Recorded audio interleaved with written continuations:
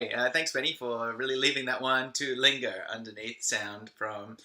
Sorry, Simon's glitching over here. And welcome to the Q&A. Sorry.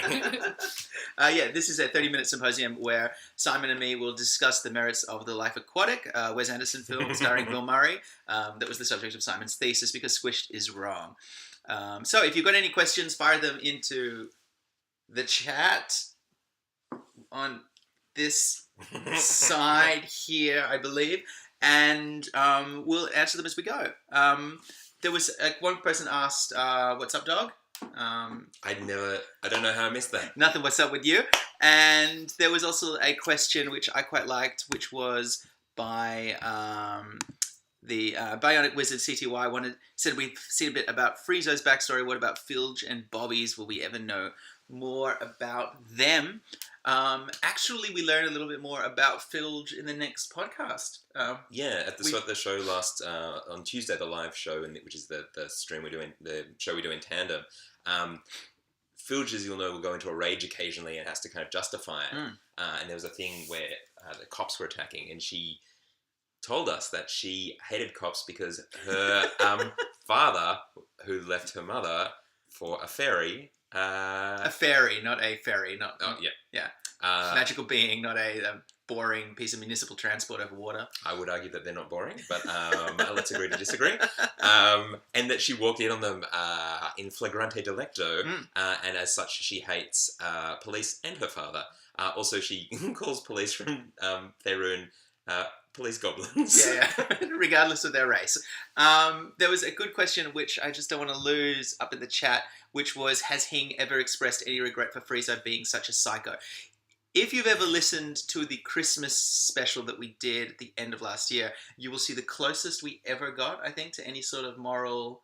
It was more like a pragmatic understanding that an action that had positive consequences would be most beneficial to him. Totally. If you look at the Kohlberg scale of moral reasoning, I think that you will find that Frieza is sitting somewhere at a 2. You pointed out that he is not dissimilar to a certain blue-haired mad scientist. Yeah, I mean, after the most recent episode of Rick and Morty... Which is so good. Which is the best. Pickle Rick! Pickle Rick!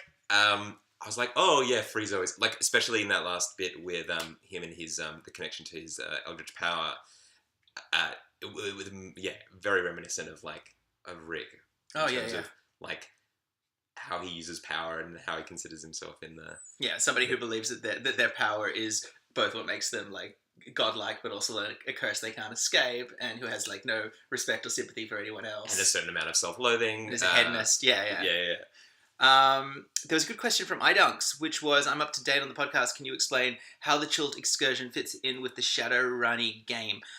If you're up to date in the podcast, there was a moment in the Skyway Lounge when the Dragon Friends touched an old pre-war video game console called the Tomb of Annihilation, and then there was a sort of static feedback shock, and when they woke up, the magical arcane parts of their psyches, their sort of connection to the magic of the Sixth Age, had been severed. And yeah, we can't do magic. Can't do music. Maybe you can't do music. Never gonna dance again. Guilty feeling. Got no rhythm. Also no magic. And so actually the magical part of their minds has been cut and is severed and is floating free inside this video game, with this idea that if they can get to the final level of the video game, which is of course, the Tomb of Annihilation underneath the lost city of Omu, and find a way home, then that will bring them back together and they'll be arcane tricksters and warlocks again, and the world will suffer once more. And I think if you die, what happens if you die in the video game? Do you die in Shadowrun? Well, no, because we already will have continued to be alive. Yeah, but is it like a Back to the Future thing where you just fade? I'll fade. Does that mean you have to go back and re-record all the shows without one character? Yeah, I think we just need to go to everybody's house and agree to retcon it, like everyone in the audience is one by one. Ding dong! Hi. You may know me as Dungeon Dave. Do you remember that podcast you listened to briefly last year and have not since listened? What is Baston's backstory? Baston is a character we introduced in Season 2, and he is actually... Season 2 was our version of the old 1980s Weiss and Hickman module Castle Ravenloft. and in it there is a sort of bully in the town of Barovia called someone Indrirovich. Was he meant to be a bully? Yeah, remember he was a bully for the first second. He was throwing glasses and being like, "These foreigners, we don't like foreigners." Yeah, here." right. And then he very quickly And then Eden's better nature sort of permeated through the character and also I think he and Hing started flirting, and it just kind of collapsed. right.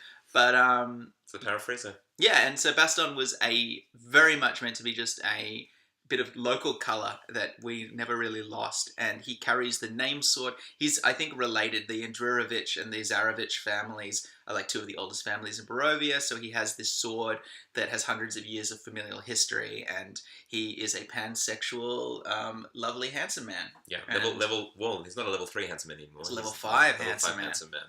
And he should take monk, but he never does. But can you take an extra level of handsome? Yeah, somebody That needs would be charisma, right? If somebody makes us a homebrew, I would love it. If there are any people who like to do homebrew stuff, if you want to make us a kit for taking levels of handsome man that is specific to Baston, we will consider it. Does that mean if there's an interaction and somebody, you could just walk into a bar and be like, "Hey, baby," and then they'd like, yeah, you know, roll to sort of make them fall in love with you. Yeah. Roll to make them give you your hat. yes, it's mostly a fashion-based skill. Is Friezo going to get eaten by a zombie T-Rex at some point? The universe needs balance. I think Friezo needs to get what's coming to him. I haven't decided what that is. I was so rattled by that 90. When I say roll a 96 and it happens, that's me saying no. And the dice really showed me up on that one. So I haven't worked out yet what's going to happen to Hing, but there has to be a reckoning. I mean, that's the magic of D&D, I guess. But like, yeah, that's phenomenal. Like, that's a very tiny percentage that was going to happen. Yeah. And now we have to live with it. Now we've killed Sir Grimsby, who was a character I had plans for, and that's the way it goes. Is there a recording of the Spelling Bee somewhere? One of the cool things about this is basically this show is a bunch of comedians and improvisers in Sydney. We all went to uni together and we all do different shows. And this Tomb of Annihilation has meant that we've been able to get this streaming gear. So there isn't a Spelling Bee show, but I reckon there could be now. Like next time we do it. Yeah. I don't see why we can't do stuff that is relevant if people want it, and throw it on Patreon or throw it on Twitch. And Yeah. Well, I guess we've talked about having a Dragon Friends Twitch channel. yeah. Eventually.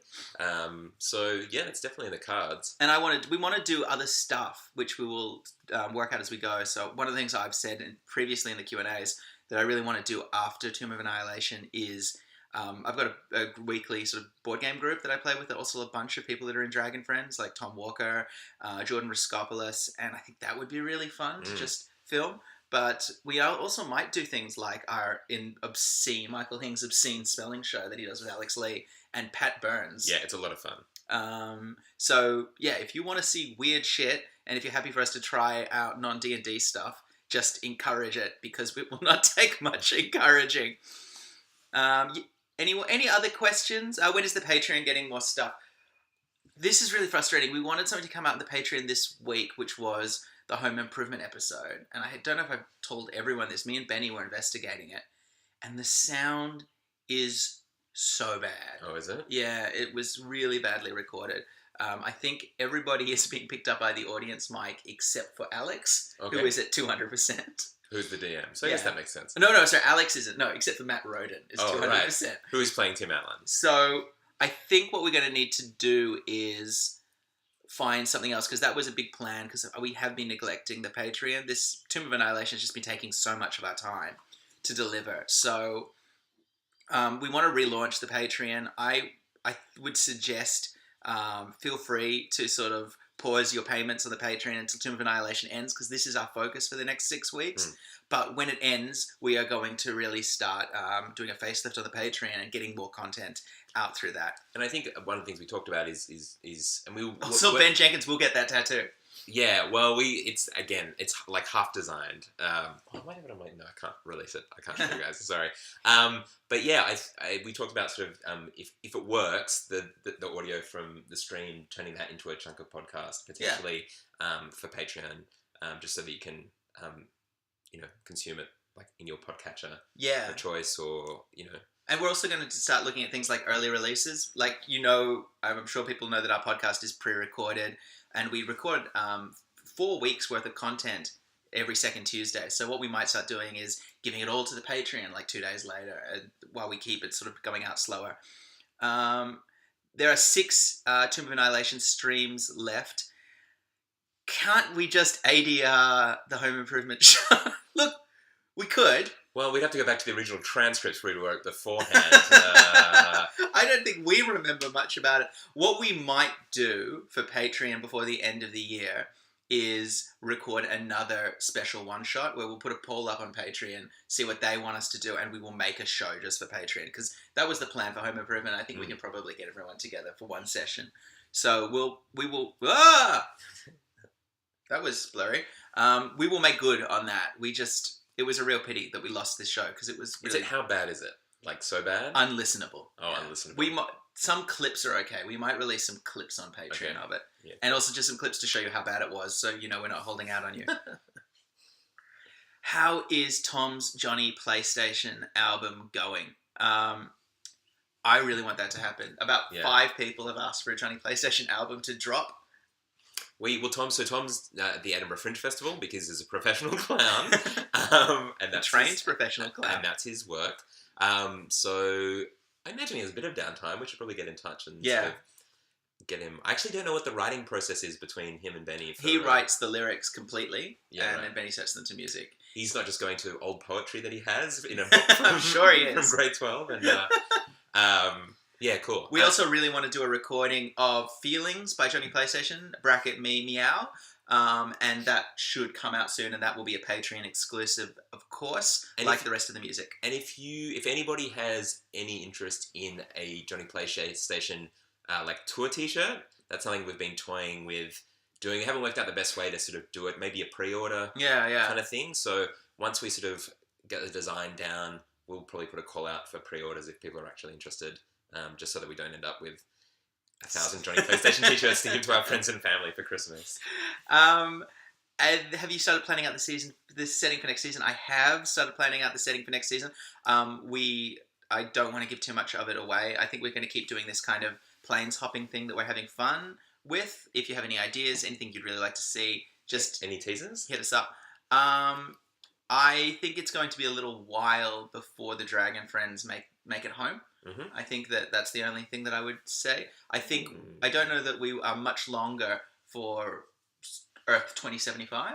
Okay. I think that is going to wrap up. 3075. There was a good question, I don't want to lose it, which was, any plans for other live shows outside Australia? We still need to visit everywhere in Australia. We're trying to get to Adelaide at the moment. Mm-hmm. We want to do a show in Adelaide. We want to go back to Melbourne by the end of the year. And, oh my God, I mean, if you want to fly us to anywhere outside Australia, Mike and Jerry, if you are watching, we are available for PAX Prime. Just hit us up. Hit up our agent, who is at my email address, whose name is Fancyman Negotiatix III, and he will negotiate that for you. Well, you ruined it. No one's going to fall for that now. Greg Tito is not angry at us. Greg Tito is a sport, and we are sorry that someone broke into Greg Tito's car. And we must impress upon all of you that we had nothing to do with it. Okay, that was despite the rumors. Unnecessarily defensive. There's no way possibly that I could have any of Greg Tito's stuff here in my house in Australia. So what are you talking about? Question, how's Greg? Greg's great. I spoke to Greg on the phone just the other day. He's a champion. Greg Tito is the comms manager for D&D, if anybody is wondering. He's the reason we got to go to Seattle. What's the time? How much? It is... okay, we got time for a few more questions. Yeah. Are the Dragon Friends going to have the power to traverse planes, or are they just going to stumble into other planes? Are they Rick and Morty, or are they sliders? Yeah.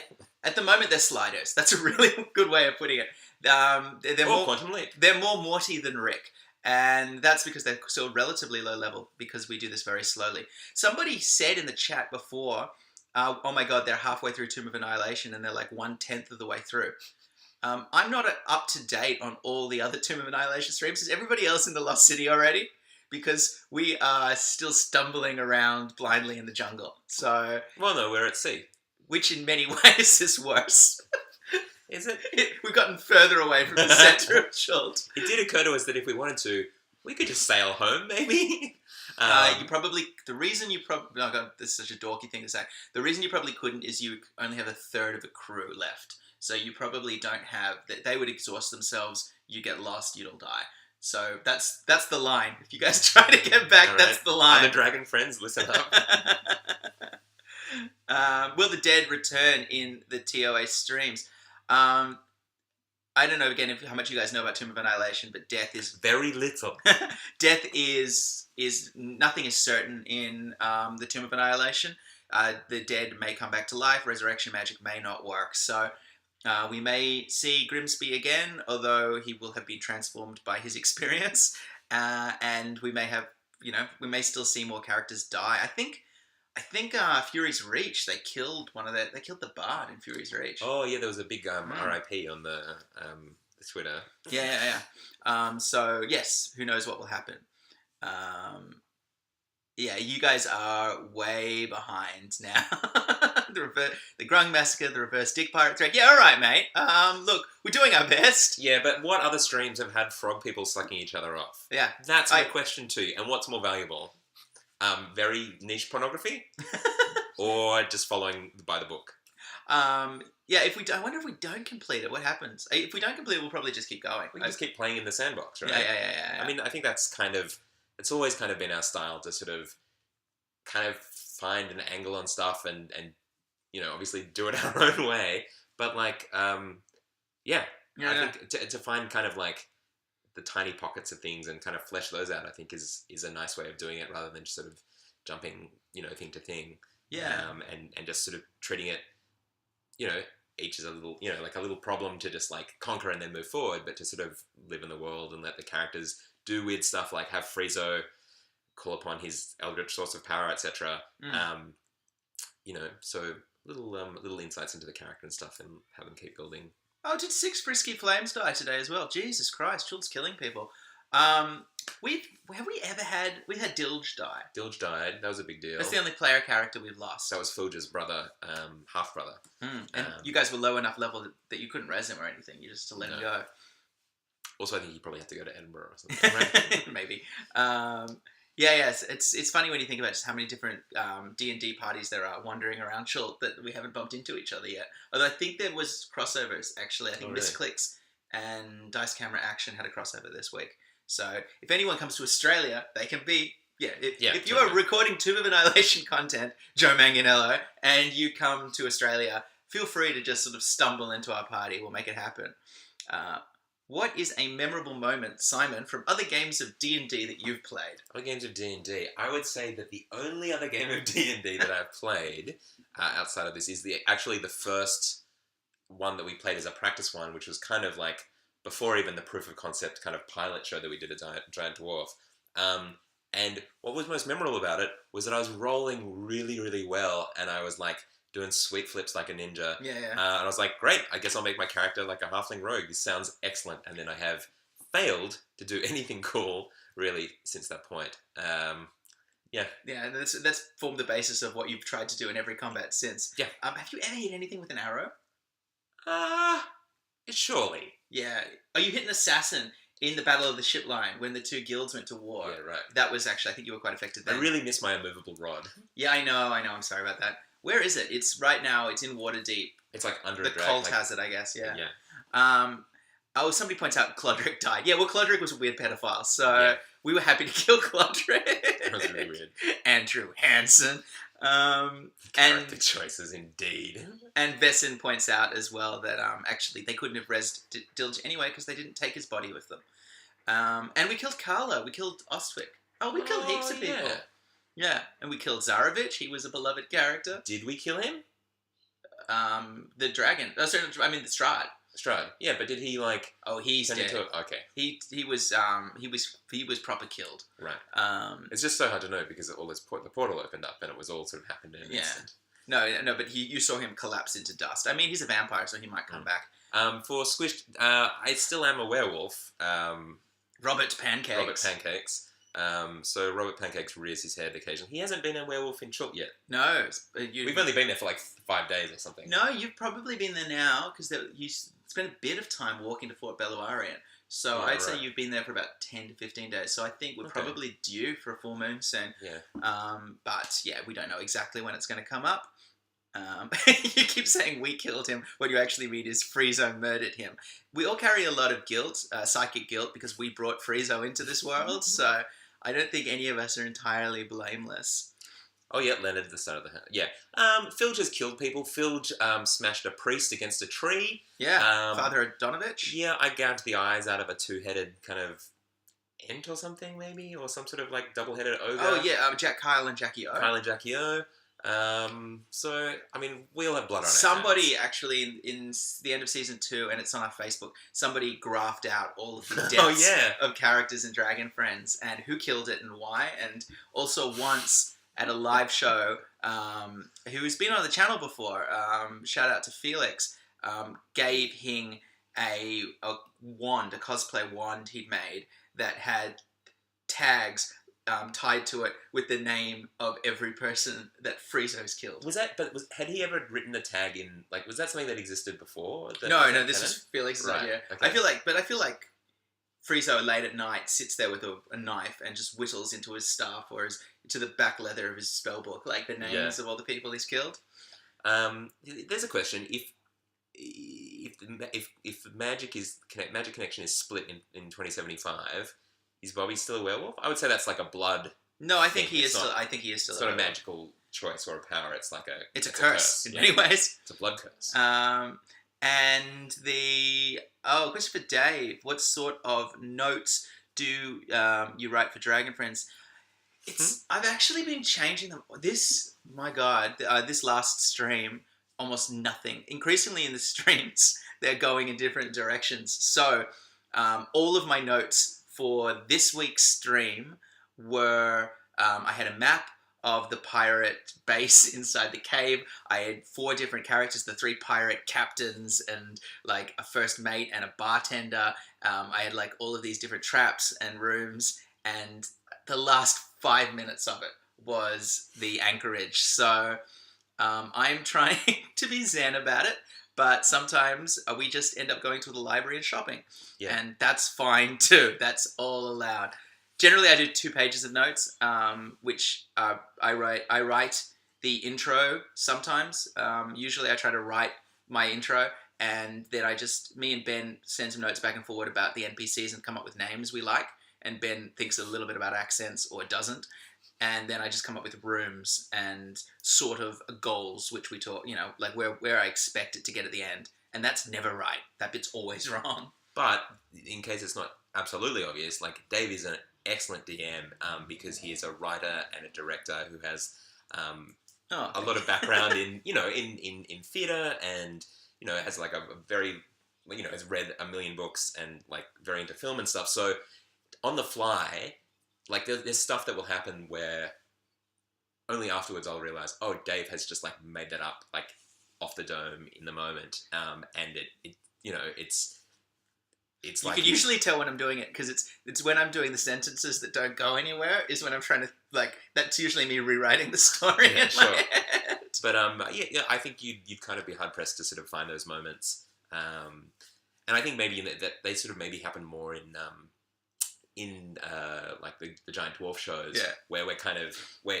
Dave and Ben are sort of creating the world for the most part, even though they're based on other things. They'll just kind of like flow and just happen, and it'll Ben's also so much fun to work with, to bounce off, because he's also a really, really funny writer.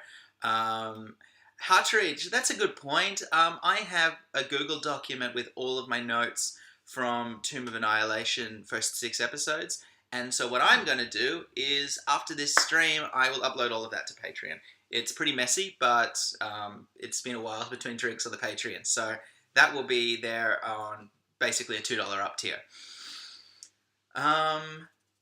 Anyone else? Yeah, the shopping session. Well, that's an example of something that was kind of improvised, because I'd forgotten that Lockwood was dead, and I'd forgotten that Hing would want to go back. So we sort of had to make all of that up on the spot. So like Lockwood's son and stuff, that was Ben's just like improving, just the Lockwood's son, yeah. That's 100% wasn't in it. Yeah, right. Are we planning to have recaps at the top of episodes again? We used Well, I'm trying to recap in my spiels, and I've got to get better at that, of just reminding what's happened. But we, um, back in season 1, we used to do filmed recaps.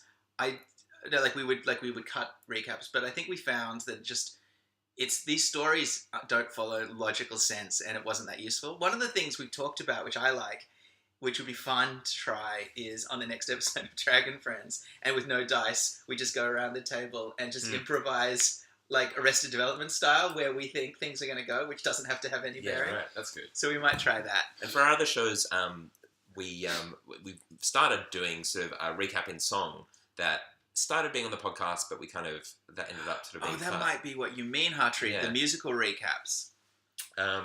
So I think because it's happening for the stream, I mean, we sort of stopped doing that for the live shows because we have wonderful fans who not only write the lyrics to the song, but turn it into a comic, which is amazing. Coraline and Kale on Instagram, at Coraline and Kale. And off camera to Shaq, have we put their comics? No.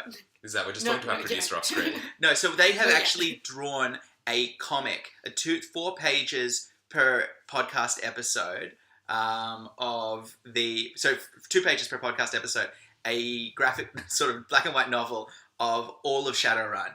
And we're going to put all of that up on the website because it looks phenomenal. Yeah. And it's all set to music. It's set to be sung to the Dragon Friends theme that Benny wrote. Yeah. And I think doing it for the stream is it just happens so quickly, like week to week. Like the time to sort of write that and that sort of thing is makes it tricky. Absolutely. And just all the content's there anyway, straight away. So I think that's it. I think that's 2 p.m. We are going to be back next week with a adventure in Jahaka Anchorage, the secret pirate base on the side of the bay of the Mist Cliffs that has been in operation since the Flaming Fist arrived. And yeah, tell your friends, tell your wife, and I'll tell my wife, but she won't care. She won't come. Other than that, yeah, just if you have any questions, if you drew something, if you created homebrewed rules for handsome men, hit us up. We love that shit. And thank you very much. Bye. #sorry Greg.